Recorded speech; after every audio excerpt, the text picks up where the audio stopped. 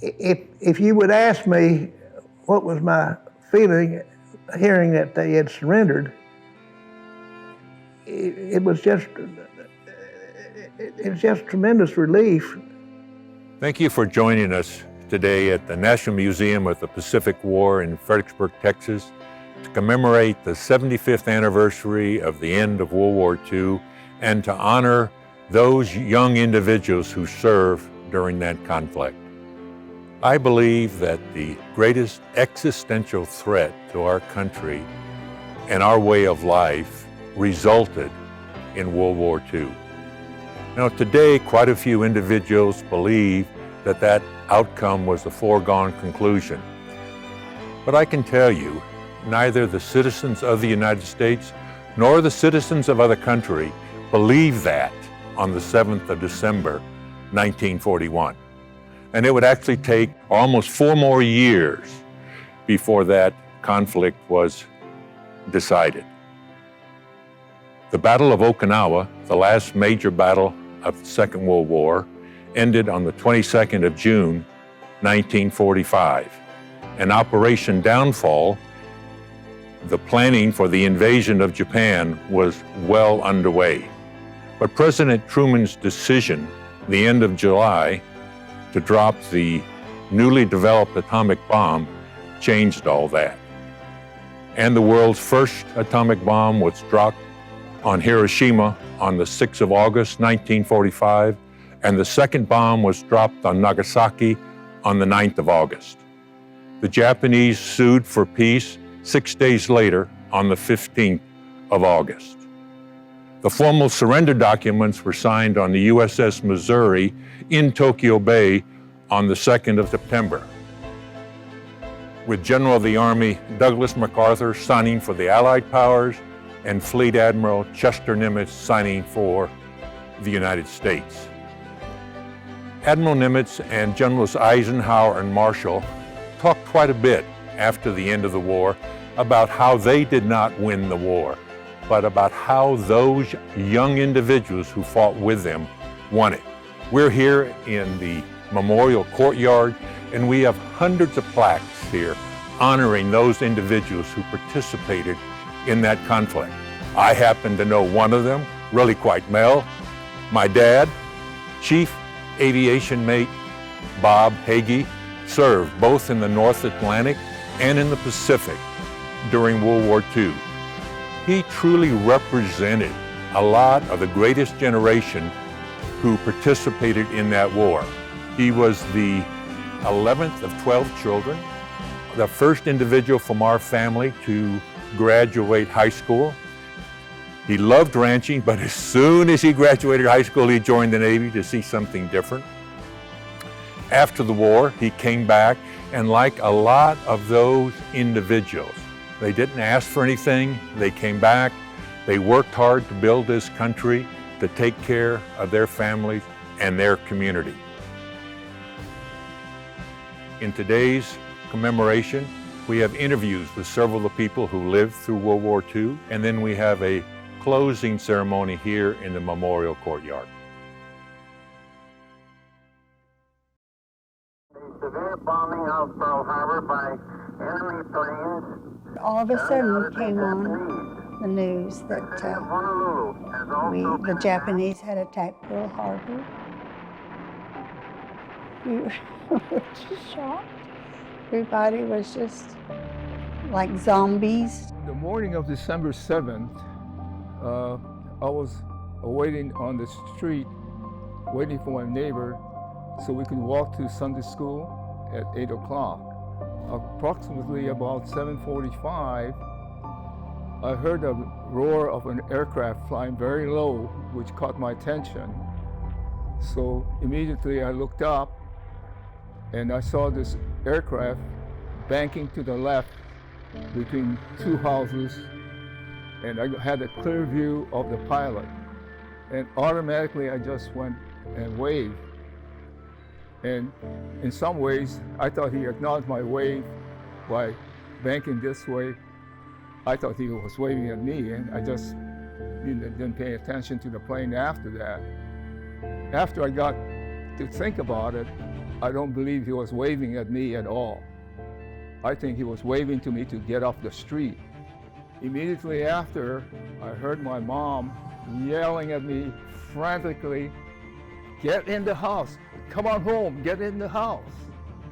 And of course, we all had anticipated that we were going to probably be in war, so it wasn't just a shock that we were going to be in war, but we were in war, and the manner in which the war started just made us so damn mad. Later on in the afternoon, I noticed that you could smell all the burning from the burning of oil from the Pearl Harbor. The next morning, I was standing in line over a block long at the post office, which was a recruiting place. Many of my neighbors who was much older than I am volunteered for the 442 or the 100th Infantry for the U.S. Army right thereafter. And then when the war started, we were just all excited to work in the war effort. We were very much involved in all of that. From my perspective, I was too young to kind of, but I think everything was, everybody was aware of the situation and everybody was there helping. I know for a fact that my parents started having a victory garden and all this kind of stuff. Since we had a big yard, we planted our own vegetables. The Japanese had been certainly excellent warriors, and they had not, all the Marines had been, and of course Army too, Navy, had been killed in battling, and they'd always fought to the last man. There were fertile investigators that came to our house to confiscate any materials written in Japanese, and we had to burn it, confiscate everything that had any kind of Japanese writing inscription on it. There was a Japanese family, and they were gone, totally, completely gone. It was just overnight. I didn't think of it as war as I grew up. All I know is that we had to move.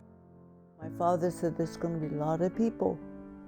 So he told my sister and I, hang on to Mama's skirt and don't let go. And we never found out anything about it until years and years later, when we found out about the internment camps. We had to only take the clothes on our back and whatever we could carry. There wasn't anything we could do, so we just obeyed. This Japanese family never returned. We never saw them again, and we never heard from them again, but we've never forgotten them. And but that's just the way that it was. I left Hawaii after I did my stint of 2 years in the U.S. Army, but all my four brothers were in the military after the war at one time. Well, war is a horrible thing to begin with, and there's just no, it's terrible to say that we were very happy that the bomb was dropped because of the results, but we were glad that things were over and the boys could come home, and the girls. We were getting ready for November 1 landing on the mainland of Japan, so they told us that there'd probably be 1 million casualties of the American troops and their colleagues. So President Truman had the courage to make the mighty decision about dropping the bomb. And when he did that, and of course he dropped it twice, as far as I was concerned and all of my colleagues, we would like to have elected him president for life. And I was right downtown when we got the news, and everybody ran out of the stores and into the streets, and we were yelling and jumping up and down. And if you would ask me what was my feeling hearing that they had surrendered, it was just tremendous relief. You're looking around and you're thinking, is this real? And there was just a change in a sense of freedom, that you could come out and not have to think about war. After the war, we had to just get ready to go. My dad didn't know what we were going to do, so I think we probably, he didn't have work yet till he got out. So we were transported to a housing project. So we lived there for a while. War's over, we won't be having all those aircraft trying to put us under the water with their bombs and so forth and so on. But it just nothing but great relief, at the same time considerable concern. People didn't really talk to each other. We were just screaming and yelling. And a sailor stuck his head in the door and said, "The Japs surrendered." Bedlam broke loose, as you might imagine. We got home, and that night, ditch bank, we built a bonfire and danced around and hooped and hollered and yelled, and it was just a very joyful, very surreal time. It was really just exceptional. It was something that we were unaware of how we could react, but it just poured out. You couldn't be happier. Nobody was mad at the world at that night.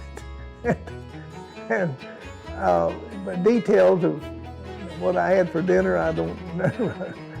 It's probably just beer. We would go to the railroad tracks and watch the troop trains, and they were just loaded.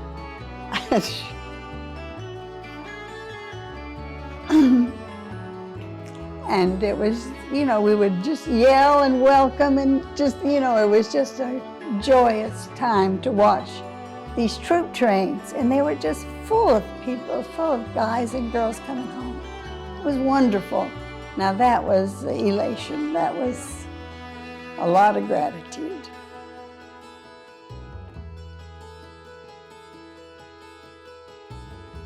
That concludes today's commemoration. Thank you very much for joining us. And I would ask you to think about one thing.